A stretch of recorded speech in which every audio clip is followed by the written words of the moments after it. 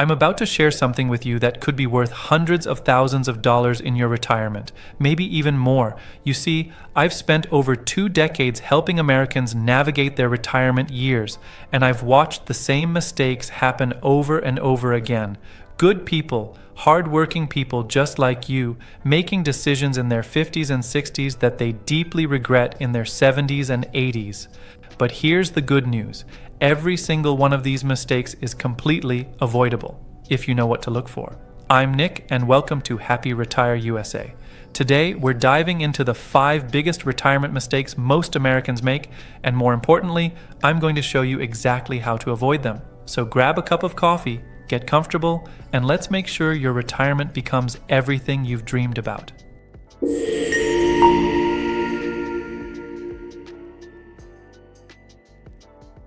Before we jump in, let me tell you why this matters so much. I'll never forget my friend Jim. Jim worked for 35 years at the same company. A dedicated employee, good husband, great father. He retired at 65 with what he thought was a solid plan, but by 72, he was back working part-time at a hardware store, not because he wanted to, but because he had to. What happened? Jim made not one, but 3 of the mistakes we're going to talk about today. And Jim's not alone. According to recent studies, nearly 40% of Americans are at risk of running out of money in retirement. Think about that. 4 out of 10 people. That's not because they didn't work hard, it's because they didn't plan smart. But you're here watching this video. That already puts you ahead of the curve, because awareness is the first step to protection. So let's break down these 5 critical mistakes. And I want you to grab a pen and paper if you can, because we're going to cover some specific action steps you can take starting today. Mistake number 1 is probably the most dangerous one, and it's this: drastically underestimating how long you're going to live. Here's what happens. Someone retires at 65 and they think, okay, I'll probably live to 78, 80 maybe. So they plan their finances for 15 years. But listen to this reality check. If you're a healthy 65-year-old today, there's a 50% chance you'll live past 85. And for couples, there's a 25% chance that at least one of you will make it to 95 or beyond. That's not 15 years of retirement. That's potentially 30 years. Think about it. That's almost as long as your entire career. So what happens when you plan for 15 but live for 30? You run out of money right when you need it most, when healthcare costs are highest and you have the least flexibility. Here's what you need to do. Plan for living to 95, maybe even 100. I know that might sound extreme, but here's my philosophy. I'd rather have you end up with too much money than too little. When you're working with your financial advisor, run your numbers assuming you'll live to 95. Adjust your withdrawal rates accordingly. Most experts now recommend the 3 to 4% rule instead of the old 4% rule for this exact reason. And here's the beautiful part. If you plan for 95 and only make it to 82, well, you just left a nice inheritance for your kids or your favorite charities. But if you plan for 82 and make it to 95, that's a crisis situation you can't easily fix. Remember, it's not pessimistic to plan for a long life. It's actually incredibly optimistic. You're planning for more years of happiness, adventure, and time with the people you love. Mistake number 2.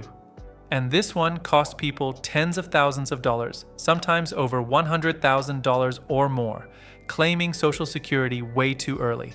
Now I get it. You turn 62, you're eligible for Social Security, and that check looks pretty good. Why wait, right? The money's sitting there, and you've been paying into the system your whole life. But here's what most people don't realize. For every year you delay taking Social Security between 62 and 70, your benefit increases by about 7 to 8%. That's guaranteed growth, better than most investments you'll ever find. Let me give you real numbers. If your full retirement benefit at 67 is $2,000 a month, but you take it at 62, you're only getting about $1,400. That's a 30% reduction for life. But if you wait until 70, that same benefit becomes $2,480 a month. That's almost $1,100 more per month than taking it at 62. Over 20 years, we're talking about $250,000 difference. Now, I know what some of you are thinking, but what if I die before I break even? That's a fair question. Here's the truth.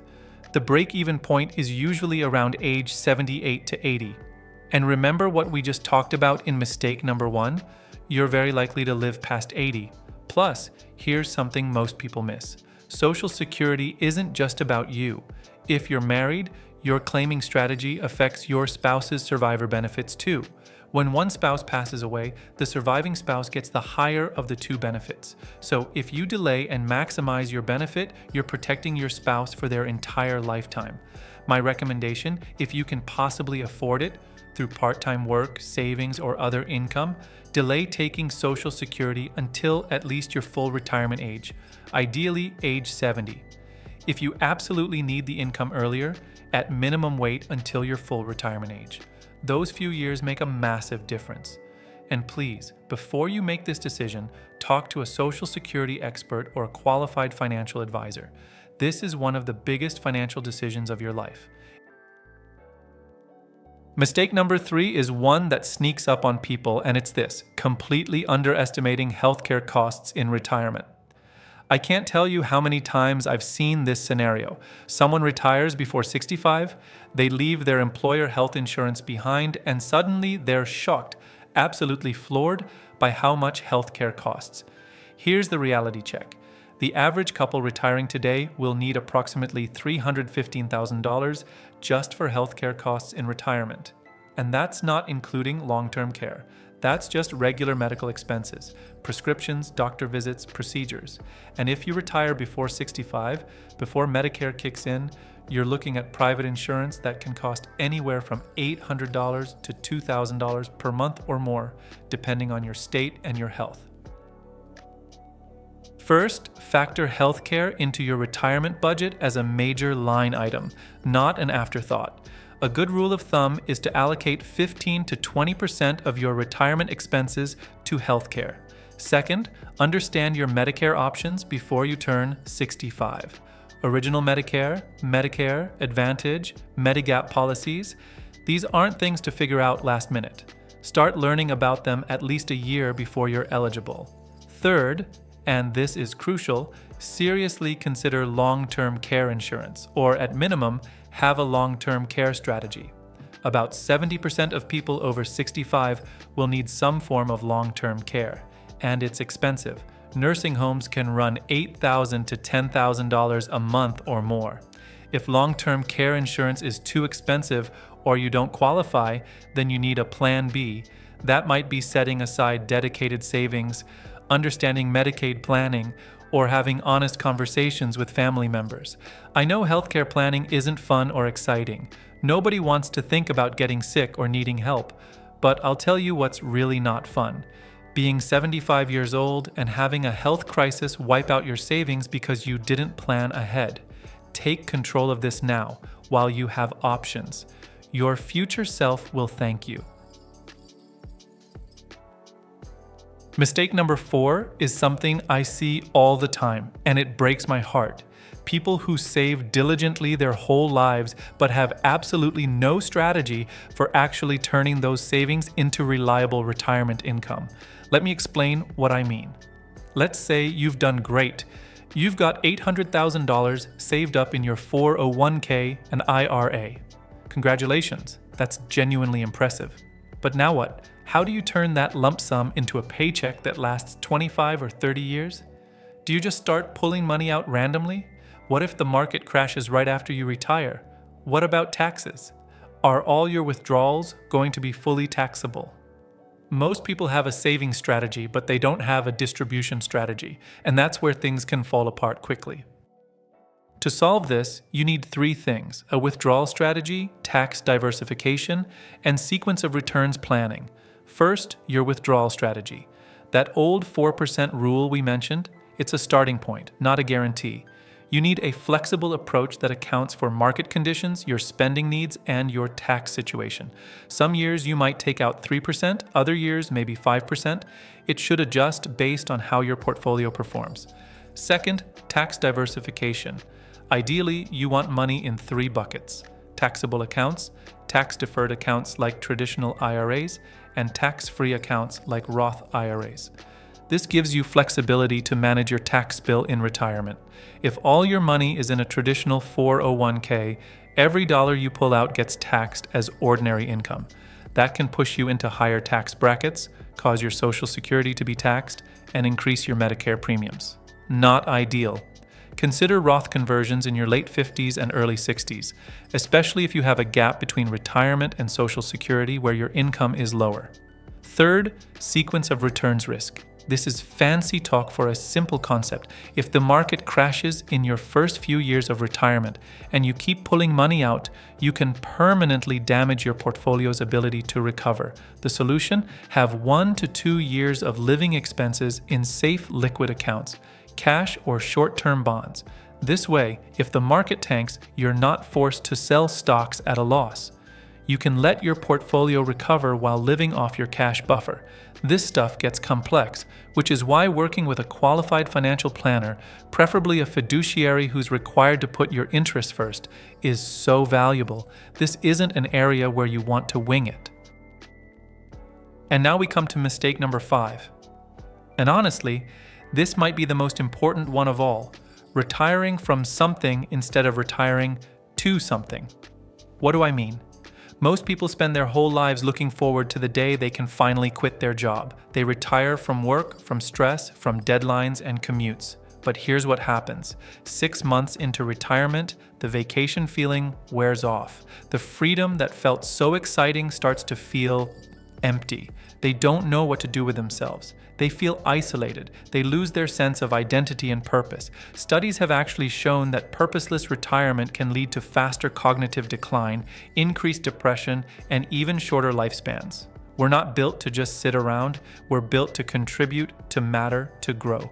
I've seen people retire healthy at 65, and within 3 years they look 10 years older because they lost their sense of purpose.